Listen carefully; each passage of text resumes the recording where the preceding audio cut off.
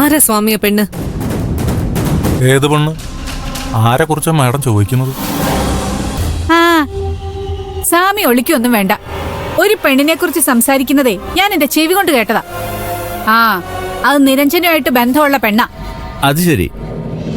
ഞങ്ങൾ സംസാരിക്കുന്നത് ഒളിച്ചു നിന്ന് കേൾക്കരുതെന്ന് പലതവണ ഞാൻ നിന്നോട് പറഞ്ഞിട്ടുണ്ട്. അപ്പച്ചിയോട് ചാടി കടിക്കൊന്നും വേണ്ട. ആദ്യം എന്റെ സംശയത്തിനുള്ള മറുപടി പറ. ആരാ പെണ്ണ്?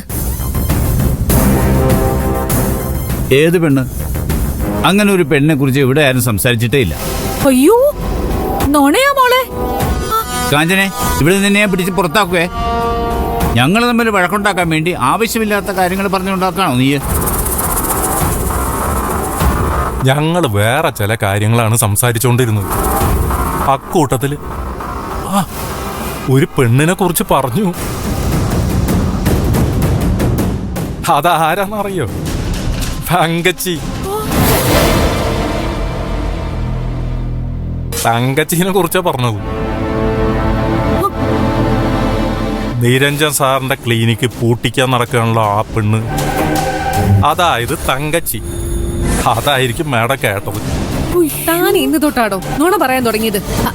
അത് ജനിച്ചപ്പോ തൊട്ടേ തുടങ്ങിയല്ലോ അല്ലേ സ്വാമി? എന്താ മേടത്? മനുഷ്യരെ തമ്മിൽ തല്ലിക്കാണോ വേണ്ടത്? അക്ഷര മേഡത്തിന്റെ ഭർത്താവല്ല നിരഞ്ജൻ സാറ്. നിരഞ്ജൻ സാറിന്റെ ജീവിതത്തിൽ ഒരു പെണ്ണുണ്ട് എന്ന് കേട്ടാൽ ഏത് ഭാര്യയ്ക്കാണ് അത് സഹിക്കാൻ പറ്റും? ഉണ്ടെങ്കിൽ കുഴപ്പമില്ലായിരുന്നു, ഇത് ഇല്ലല്ലോ. ഇനിയിപ്പോ അങ്ങനെ ഉണ്ടെങ്കിലും ഇല്ലെങ്കിലും അതിപ്പോ നിങ്ങളോട് പറയേണ്ട കാര്യമൊന്നുമില്ല. നിങ്ങൾ സ്വാമിയെ ചോദ്യം ചെയ്യേണ്ട കാര്യമില്ല. എന്റെ കൂടെ വീടായത്. ഇവിടെ വന്ന് എനിക്ക് മനോവിഷമം ഉണ്ടാക്കുന്ന കാര്യങ്ങൾ പറഞ്ഞ ഞാൻ ചോദ്യം ചെയ്യും. ചിലപ്പോ പിടിച്ച് പുറത്താക്കുകയും ചെയ്യും. എല്ലാരും കൂടി പലതും എന്നിന്ന് മറച്ചു വെക്കുകയാണെന്ന് എനിക്കറിയാം. ഇതൊക്കെ എവിടം വരെ പോകുന്ന എനിക്കൊന്ന് കാണണം. അങ്ങനെ ഒരു പെണ്ണുണ്ടെങ്കിൽ, അല്ല ഉണ്ടെന്ന് എനിക്കറിയാം, ഡാഡിക്കും അറിയാലോ. തെളിവ് ഡാഡി കാണിച്ചതാണല്ലോ. അവൾക്ക് അധിക കാലമൊന്നും മറിഞ്ഞിരിക്കാൻ പറ്റില്ലല്ലോ. ഇന്നല്ലെങ്കിൽ നാളെ അവള് പുറത്തു വരും. വന്നില്ലെങ്കിൽ ഞാൻ വരുത്തും.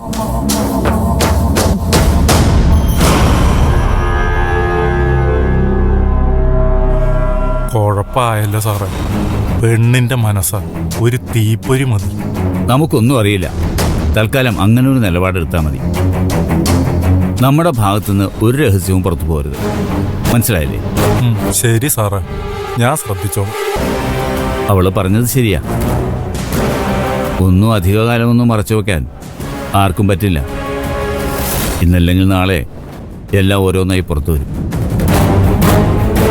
അങ്ങനെ വരുമ്പോ അതാ സ്വാമി എനിക്ക് പേടി.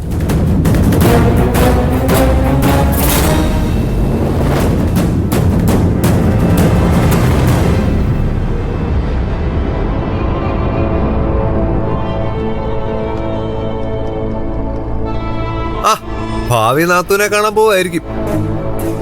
അതെ, നാത്തൂനെ മാത്രല്ല ഭർത്താവിനെയും ഭർത്താവിന്റെ അച്ഛനെയും ഒക്കെ കാണുന്നുണ്ട്. എന്തേ? അപാര ചങ്കൂറ്റാ നിനക്ക്. ഭാര്യയുള്ള ഒരുത്തന്റെ കൂടെ എങ്ങനെ മെഴുകി നടക്കാൻ ഒരു കുറ്റബോധം തോന്നില്ലേ? എനിക്കെന്തിനാടാ കുറ്റബോധം തോന്നുന്നത്? നാളെ എന്റെ ഭർത്താവാൻ പോകുന്ന ആളല്ലേ സിദ്ധു. പിന്നെ കല്യാണത്തിന് നീ നിർബന്ധമായിട്ടുണ്ടാവണം കേട്ടോ. അല്ല, ഈ സദ്യക്ക് ഉപ്പ് വിളമ്പുന്നതേ നീ തന്നെ ആയിരിക്കണം. ഉപ്പോ കൂട്ടത്തിൽ വേറെന്തെങ്കിലും വേണമെങ്കിലേ അതും വിളമ്പിക്കോളാം. ഓ ആയിക്കോട്ടെ. അല്ല, ആ സമയത്ത് ഞാൻ വേറെ എവിടെ ആയിരിക്കും എന്നല്ലേ നീ പറയാറ്? ഏതായിരുന്ന സ്ഥലം? ആ, പരലോകം. അതോ സെൻട്രൽ ജയിലോ? ജയിലാണെങ്കിലേ എനിക്ക് വരാൻ പറ്റും. പരലോകം ആണെങ്കിൽ പ്രശ്നമാണ്. എങ്ങനെ വരും? നിന്റെ ആവശ്യം നടക്കില്ല. ഉപ്പ് വിളമ്പാൻ പറ്റില്ലല്ലോ. നീ കളിയാക്കൊന്നും വേണ്ട. കല്യാണം കഴിഞ്ഞിട്ടേ നിന്നെ ഞാൻ യാത്രയാക്കും. ഞാൻ കൊറേ ആലോചിച്ചു. കല്യാണത്തിന് മുമ്പ് തീർക്കണോ അതോ ശേഷം തീർക്കണോന്ന്. ആദ്യം വിചാരിച്ചിരുന്നേ കല്യാണത്തിന് മുമ്പ് തീർക്കണം എന്നാ. പിന്നെ തോന്നി എന്തിനാ നിന്നെ പോലൊരു പീറയ്ക്ക് വേണ്ടി എന്റെ ജീവിതത്തിലെ സുഖങ്ങൾ വേണ്ടെന്ന് വെക്കുന്നേന്ന്. അപ്പൊ ഞാൻ എന്റെ തീരുമാനം മാറ്റി കേട്ടോ. കല്യാണത്തിന് ശേഷം അങ്ങ് തട്ടിയാ മതി എന്നാക്കി. അതാവുമ്പോ ഞാനും സിദ്ധും കൂടി ജീവിക്കുന്നത് നിനക്ക് കാണുകയും ചെയ്യാലോ. നീ സിദ്ധുവിന്റെ കൂടെ ജീവിച്ച് ബാക്കി വന്നു. ഒരിക്കലും നടക്കാത്ത കാര്യമാണ് നീ പറയുന്നത്. നീ നിന്റെ രീതിയിലുള്ള പ്ലാനിങ് നടത്തിക്കും, ഞാനേ എന്റെ രീതിയിൽ നടത്താം. ആർക്കാ മുൻതൂക്കമെന്ന് എല്ലാം കഴിയുമ്പോ മനസ്സിലാവും. പിന്നെ ഈ പരലോകം എന്ന് പറഞ്ഞ സ്ഥലമില്ലേ, അവിടെ എനിക്ക് മാത്രമല്ല നിനക്കും കിട്ടും അഡ്മിഷൻ. ഓ, അതിന് കാലിനൊന്നും വിചാരിക്കണ്ട, ഞാൻ മാത്രം വിചാരിച്ചാ മതി. എന്നെ കൊണ്ട് അത് ചെയ്യിപ്പിക്കരുത്. ധൈര്യം ഉണ്ടെങ്കിൽ നീ ചെയ്, നിനക്ക് പറ്റുന്ന വിധത്തില്. നമുക്ക് നോക്കാം എന്താ സംഭവിക്കാൻ പോകുന്നെന്ന്. അയ്യോ എന്റെ നടു പോയേ. അയ്യോ മുത്തശ്ശി? മുത്തശ്ശി? അയ്യോ എന്റെ നടു പോയി. പിള്ളേരെ അയ്യോ ആരെങ്കിലും വരണേ. അച്ഛാ, മുത്തശ്ശി, അച്ഛാ ഒന്ന് ഓടി വന്നേ. അയ്യോ മുത്തശ്ശി, മുത്തശ്ശി, മുത്തശ്ശി. അച്ഛാ, അച്ഛൻ ഓടി വന്നേ. അയ്യോ നോക്കി മുത്തശ്ശി. അയ്യോ എന്റെ മകളെ. മുത്തശ്ശി. അയ്യോ അയ്യോ അയ്യോ എന്റെ നടുവേ നടുവേ. അയ്യോ, പതുക്കെ. അയ്യോ എന്താ എന്താ മുത്തശ്ശി, എന്താ പറ്റിയേ? അയ്യോ എന്തു പറയാനാ, കാലക്കേടാ. ഞാൻ കട്ടിലേന്നൊന്ന് എഴുന്നേറ്റ് നടന്നതാ, കുഴഞ്ഞങ്ങ് വീണു. എന്തിനമ്മ എണീക്കാൻ പോയി? അയ്യോ, അച്ഛ വണ്ടി വിളിക്കട്ടെ അച്ഛ.